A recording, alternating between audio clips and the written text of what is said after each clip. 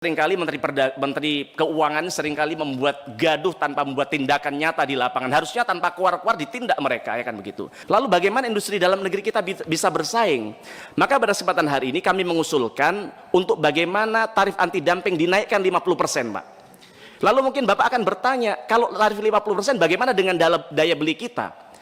Bapak lihat bahwa mobil listrik Cina negara memberikan PPN 11%, maka tidak haram bagi negara untuk memberikan PPN 11% bagi industri dalam negeri kita, khususnya baja, agar mereka bisa kompetitif, Pak. Karena buat apa kita melakukan pembangunan secara masif dan sebagainya, tapi kalau kita hanya menjadi penonton di dalamnya. Bapak tahu di Cikarang ada satu pabrik yang seluruh bajanya sudah prefabrikasi, dipasang di sana, setengah jadi, hanya tinggal dilakukan oleh 3 orang. Jadi kita hanya menjadi penonton di dalam negeri kita sendiri. Maka kami usulkan 2 hal tadi. Nah, kemudian yang kedua, Pak, atas masukan dari teman-teman asosiasi tadi, ada celah mematikan di sistem perdagangan, yaitu HS 9406 yang seharusnya untuk bangunan prefabrikasi, tapi kemudian dijadikan oleh para mafia untuk jalan tol agar mereka bisa mengimpor baja tanpa izin teknis, tanpa SNI, juga tanpa TKDN begitu, Pak. Nah, akibatnya kita lihat bahwa hari ini industri baja kita dalam negeri kita diserbu dengan baja dari China dan India yang sangat murah begitu. Nah, kemudian ketika mereka bertanya ke Kementerian Perdagangan dan Perindustrian, antar 2 kementerian ini saling lempar. Yang satu bilang belum ada izin teknis, yang satu bilang bukan kewenangannya. Jadi kemudian kami bertanya, sebenarnya yang berwenang dengan negara ini siapa sih? Apakah kementerian atau para mafia yang kemudian mengendalikan ini semua begitu, Pak?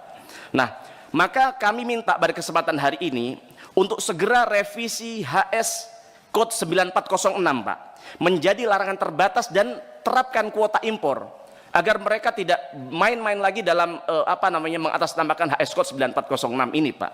Nah, kemudian yang kedua kami minta diperketat impor, jangan lagi ada celah mainan kuota, dan kita lihat bahwa kalau katanya Menteri Keuangan kemarin ada permainan di dalam pengimporan baja impor ini, Pak, begitu. Nah, kemudian yang ketiga, kalau kita melihat bahwa Menteri Keuangan kemarin menyampaikan ada 40 perusahaan China yang tidak membayar pajak.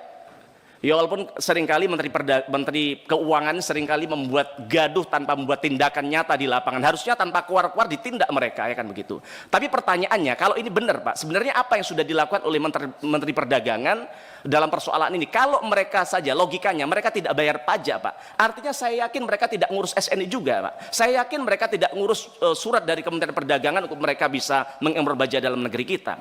Lalu pertanyaannya, atas 40 yang ditemukan oleh Menteri Keuangan itu, berapa yang sudah Bapak tutup begitu? Dan datanya mana saja sih, Pak? Itu betul nggak sih?